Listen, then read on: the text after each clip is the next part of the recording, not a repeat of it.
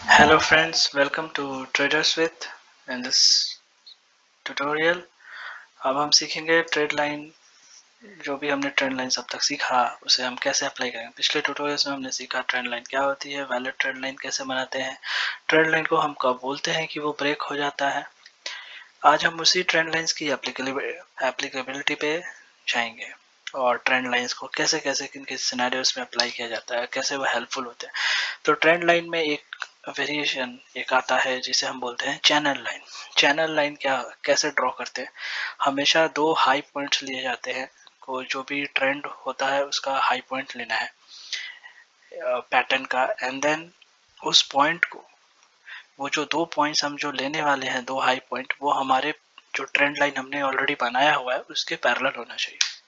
जैसे कि आप यहाँ देखोगे कि ए बी हमने एक अप ट्रेंड ये बनाया था, लोज को लेके जितने भी लो थे उसको लिया, हमने इसको ज्वाइन किया, एंड देन हमने देखा कि ये ट्रेंड लाइन यहाँ पे बनी यहाँ पे, तो चलो ये एक हाई है, ये भी एक हाई हो सकता है, बट हमें पैरेलल लाइन बनानी है। एक यहाँ पे हाई है, फिर हमने एक नियर अबाउट यहाँ पे एक हाई लिया एक, और इसको हमने ज्वाइन किया। तो आप देखोगे कि चैनल लाइन है। तो चैनल लाइन से बनाने का मेन मोटिव क्या होता है, हमें आइडेंटिफाई करना होता है फेलियर्स कब हो सकता है, ट्रेंड कब रिवर्स जा सकता है। अब ये चैनल लाइन है, अगर कोई चैनल लाइन को ट्रेंड अगर ब्रेक करता है तो बहुत ज़्यादा चांसेस है कि वो जो ऊपर की ओर अगर आप ट्रेंड करेगा तो उसके चांसेस है कि जितना यहाँ पे विड्थ है यूजुअली उतना ही करेगा। अगर चैनल लाइन ब्रेक हो रहा है तो ऑफ कोर्स वो चांसेस अप ट्रेंड ही होगा, और अगर लेट्स से अगर ऊपर चैनल लाइन टच नहीं हो रहा बट इन बिटवीन अगर वो डाउनफॉल हो रहा है तो वो ट्रेंड ब्रेक होने का भी एक चांसेस हो सकता है। अगर ट्रेंड लाइन को टच करके ऊपर जा रहा है तो of course it's up trend, but अगर अगर वो अप ट्रेंड लाइन को ब्रेक हो रहा है then it is going to be हमारा डाउन ट्रेंड। तो हम जैसे देखते हैं एप्लीकेबिलिटी हम शॉर्ट टर्म प्रॉफिट मेकिंग के लिए यूजुअली करते हैं, बिकॉज चैनल लाइंस हमें ये बताता है कि ये ट्रेंड इसी बीच में घूमेगा। तो लेट्स से ये एक ट्रेंड यहाँ पे हमारा बन गया तो हम यहाँ पे बाई करना चाहें कर सकते हैं, या फिर we should wait for a third point to confirm. यहाँ पे कंफर्म हो गया, अगर इसके बाद अब ट्रेंड हो रहा है तो buyer can usually buy it, and it is always sure कि यहाँ पे जाएगा तो उसके बाद डाउनफॉल होगा, बिकॉज चैनल लाइन वो एरिया बताता है कि इस बीच में घूमने वाला है हमारा ग्राफ। तो यहाँ पे आप शॉर्ट कर सकते हैं उसको। And of course as I told the trend analysis, जब भी चैनल लाइन ब्रेक होगा तो अब ट्रेंड लाइन ब्रेक होगा तो मतलब कि change in trend. Trend line ये है हमारा, अगर ये ब्रेक होगा तो चेंज इन ट्रेंड मतलब ये अप है, अगर ये ब्रेक हो गया तो डाउन ट्रेंड चला जाएगा। चैनल लाइन मतलब ये ऊपर वाली लाइन अगर ब्रेक होगी तो ये हमारे अप ट्रेंड की ओर फॉलो करेगी। एंड जैसे कि स्टार्टिंग में अभी बताया गया कि ट्रेंड लाइन जब भी या चैनल लाइन जो भी ब्रेक होती है तो यूजुअली जो ब्रेकिंग होगा वो विड्थ ऑफ द चैनल का ही ट्रेवलिंग करती है। स्पॉट फेलियर्स चैनल लाइन और ट्रेंड लाइन ब्रेक होने पे फेलियर के चांसेस इंडिकेट करते हैं। Then we are coming to the another term जिसे हम बोलते हैं परसेंटेज रिट्रेसमेंट। इसका मीनिंग क्या होता है कि जो भी हमारा ग्राफ होता है तो उस ग्राफ में या उस ग्राफ में कितना परसेंट चेंज आएगा, मतलब चेंज इन ट्रेंड, मतलब अप ट्रेंड जा रहा है तो कितना चेंज आ सकता है। बेसिकली हम उसको स्टडी करते हैं। तो यूजुअली जो होता है 50% ऑफ द प्रीवियस ट्रेंड, मतलब जो भी हमारा जो ट्रेंड चेंज होता है एट वंस तो मे बी 50% यूजुअली मार्केट में देखा गया। रिट्रेसमेंट अगर आप देखोगे मतलब जो भी चेंज देखते हो प्रीवियस डे से, तो वो यूजुअली मिनिमम जो है 33% से लेके 66% में होता है। अब हम ये थोड़ा समझने का डिटेल में कोशिश करेंगे 33 और 66 का मतलब क्या है। अभी अगर रिट्रेसमेंट्स को, अगर कोई भी हमारा जो ग्राफ है अगर पिछले ग्राफ से हमारा अगर उसमें जो चेंज है दैट इज अगर वो चेंज 33 थ्रू 50% अगर हो रहा है तो बायर को ऑफ कोर्स कहा जाता है ट्रेडर्स को कि आप बाई कर सकते हो। लेकिन अगर वही चेंज अगर वो ब्रेक हो रहा है और वो 66% यानी 50 टू 66% में आ रहा है तो वहाँ पे बहुत हाई चांसेस है कि वो ट्रेंड रिवर्स हो सकता है, तो वहाँ पे बाई रिकमेंडेड नहीं होता है। ठीक है, so trader should not trade 51 to 66%। Then हमने परसेंटेज रिट्रेसमेंट पढ़ा कि मतलब पिछले ग्राफ से कितना चेंजेस हो सकता है मार्केट में। अब हम जानते हैं कि स्पीड लाइंस क्या होती है। स्पीड लाइन बेसिकली इसको हम स्पीड रेजिस्टेंस लाइन भी बोलते हैं।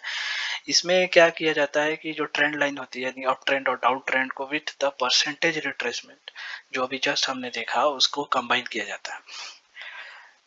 तो बेसिकली ट्रेड स्पीड लाइंस का मीनिंग ये रहता है कि हमें ये देखना चाहते हैं कि हमारा जो ग्राफ जो है या अप ट्रेंड और डाउन ट्रेंड जो होगा वो किस स्पीड से होगा, हम बेसिकली वो जानना चाहते हैं।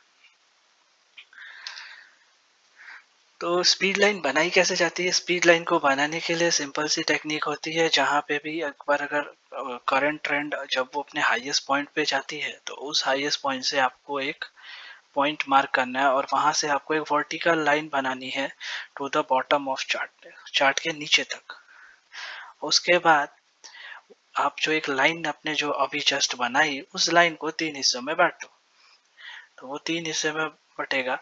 एंड उसके बाद आपको क्या करना है कि जहां से अभी वो ट्रेंड लाइन स्टार्ट हुई है वहां से आप ये 2 पॉइंट्स जो अभी वर्टिकल लाइंस पे आपने लिए उसको आपको मार्क करना है। तो इसको थोड़ा ग्राफ से समझने का ट्राई करते हैं। सो अभी आप जैसा कि यहाँ देख सकते हैं कि यहाँ पे एक ट्रेंड, ये एक ट्रेंड है, इससे मैंने एक लाइन खींचा, ये ट्रेंड लाइन बनाया। अब यहाँ पे ये ट्रेंड लाइन जैसे ये ऊपर गया तो यहाँ पे पीक टॉप आया लेट्स से। अब मैंने क्या किया, यहाँ से एक लाइन ड्रॉ की, तो ये लाइन मेरे यहाँ से यहाँ पे मैंने एक पैरेलल ये परपेंडिकुलर लाइन ड्रॉ की बॉटम पे। अब क्या करना है, इस लाइन के 3 हिस्से करने हैं, बराबर 3 हिस्से। तो बराबर 3 हिस्से के लिए यहाँ पे जैसे 800 है तो यहाँ पे आप लेट से 690, तो मान लो कि 650 और मे बी 680, 680 माइनस 800, तो इट विल बी 120। 120 को 3 हिस्सों में बांटो तो 40 आएगा, तो 40 40 पे मार्क कर लेना है। तो यहाँ पे 40 दैट इज 760, यहाँ पे 720, इस 760 में 40 घटाओगे तो 720 आएगा। तो ये आपका एक स्पीड लाइन बना। अभी क्या करना है, उसके बाद कहा गया था कि जहां से ट्रेंड स्टार्ट हुआ, मतलब यहाँ से मेरा हुआ है, यहाँ से मैं 2 लाइन ड्रॉ करूंगा, एक जो इस पॉइंट को टच करेगी, दूसरी इस पॉइंट को, और उसके लाइन को खींच दूंगा। अब ठीक है, जब भी, और एक और चीज इंपॉर्टेंट चीजें याद रखना है कि स्पीड लाइन को हमेशा जब भी ट्रेंड चेंज होगा तो वो ड्रॉ करना है, क्योंकि वो रेट आपको बताएगा किस रेट से चढ़ेगा या ग्राफ गिरेगा। तो यहाँ पे आपने देखा, तो यहाँ पे बेसिकली हुआ क्या कि जब भी ग्राफ मेरा इस ट्रेंड लाइन के ऊपर रहेगा तो ठीक है, आई कैन से कि मतलब ये मार्केट ऊपर जाएगा। बट अगर लेट से अगर इस ट्रेंड लाइन को ब्रेक करेगा तो भी हम इंश्योर हो सकते हैं कि ये इन दोनों एरिया के बीच में घूमेगा। बट लेट से अगर ग्राफ इसको भी ब्रेक कर गया तो बहुत ज़्यादा चांसेस है कि अब ट्रेंड रिवर्सल का टाइम आ चुका है, तो वहां पे आपको अलर्ट रह के स्क्वायर ऑफ करना है। अब आता है टॉपिक रिवर्सल डेज का।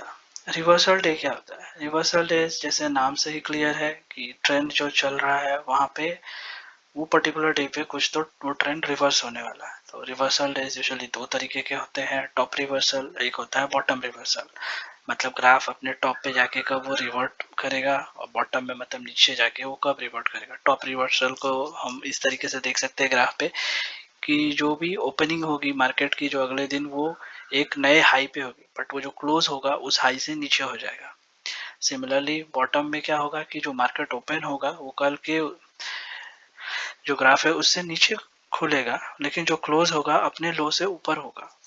तो यूजुअली रिवर्सल्स कब होते हैं? रिवर्सल तब होते हैं जब बहुत ही हायर वॉल्यूम में जब ट्रेंड होता है, सॉरी ट्रेड होता है, हायर वॉल्यूम में जब भी ट्रेडिंग होगा और दिन में पूरा अभी टाइम बचा होता है ट्रेडिंग का, तो उस समय बहुत हाई चांसेस है कि ट्रेंड रिवर्स हो सकता है।